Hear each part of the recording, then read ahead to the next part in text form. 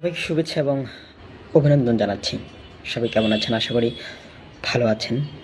আজ ভরা ক্লান্ত নিয়ে এই রেকর্ডিংটা করছি।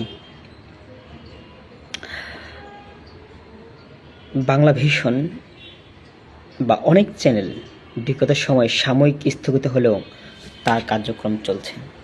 কিছুক্ষণ পরে এর মধ্যে ছিল 13 শাপলা চত্বরের 13 মে যেটা ঘটেছিল, সেখানে দুটি চ্যানেল বন্ধ হয়ে গেছে সারা জীবনের জন্য, দিগন্ত এবং ইসলামিক টিভি, যা এখনও আলোর মুখ দেখেনি বা দেখার সম্ভাবনা ক্ষীণ। যে এই স্বৈরাচার পতন আন্দোলনে সর্বোচ্চ ভূমিকা রেখেছে, তারই একটি চ্যানেল বাংলা ভিশন সরকার বন্ধ করে দিয়েছে।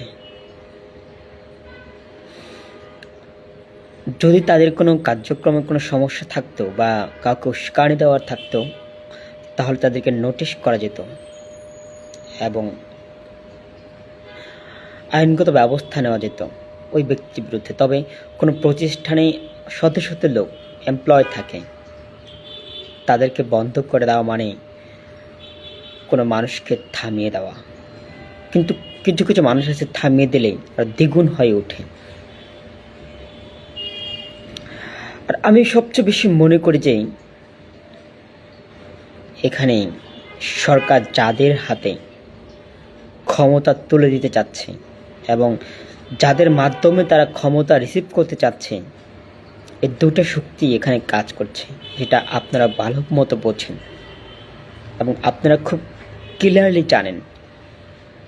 আর সবচেয়ে অনিরাপদ বিষয় হলো, হাসিনার সময়ও আমি নির্বিঘ্নে বক্তব্য দিয়েছি, কিন্তু এখন মনে হচ্ছে যে কেউ নেই, তাতে মনে হয় আমার পিছনে ছায়ার মতো কেউ থাকে।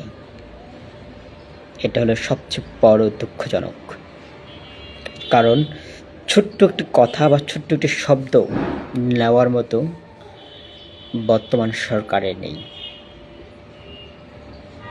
তবে আলেমদের জন্য খুব দুঃখ হয়, এই ব্যক্তি আলেমদের জন্য অনেক বেশি করে যাচ্ছে, কিন্তু বিনিময়ে ফলাফল শূন্য।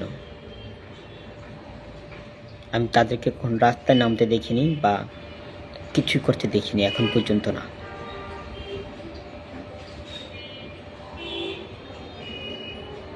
তবে সে যা করছে, অনুসন্ধানী সাংবাদিক হিসেবে তা বাংলার ইতিহাসে অনেকেই তা করতে পারেনি। আর তাকে মতো পারার মতো লোক খুব কমই আছে, তাকে টাকা দেওয়া চাইলে কিনা যায় না। কিন্তু তার যে প্রতিষ্ঠান, তা সরকার চাইলে বন্ধ করে দিতে পারে না। তার ব্যক্তিগত ফেসবুক পেজ বন্ধ করেছে, যেটা তার অবশ্যই কারণ জানতে চাবেন, কারণ বলবে, কিন্তু কোনো প্রতিষ্ঠান থোড়েই বন্ধ করে দেবে। এটার মন ও মানসিকতা সরকারের কেন নেই? এত ক্ষীণ কেন তাদের মন মানসিকতা, তা আমার জানতে খুবই ইচ্ছে করে।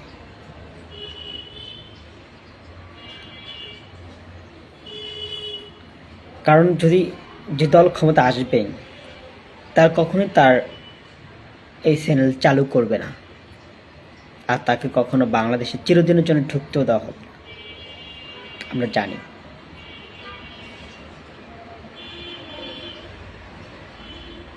আর সরকার যদি ভাবে থামিয়ে দিয়েই ডেইলি স্টার বা প্রথম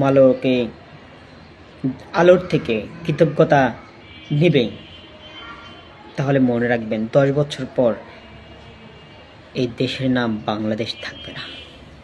সবাই ভালো থাকুন, সুস্থ থাকুন, নিরাপদে থাকুন।